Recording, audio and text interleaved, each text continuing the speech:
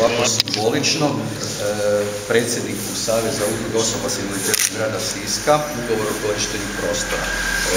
Ja se neću puno hvaliti, nego ću se ispričati, jer smo jako dugo čekali da nađemo ovaj prostor. Evo, nekako na našu sreću i nesreću gospodarska situacija, ovaj prostor zaista atraktivni u centru. Moram reći, bez naknade, prema tome vaš problem će biti samo grad tražiti. Što je u jeku ekonomske krize našao vremena i prostor za nas, s obzirom da su potrebe velike, čekali smo dugo, zahvaljujemo još jednom što se sjetio i nas.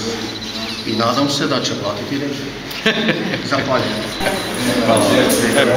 Hvala da ste pjeni, ajde, ali evo, isplaći se, malo. A planovi su proširiti djelatnost.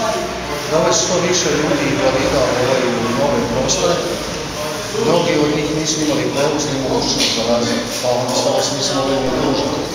Kreativnih radionica, od druženja, od susreta sa udrugama koja su istih programa imaju, znači na nivou Hrvatske, kojih ima 43 čini se.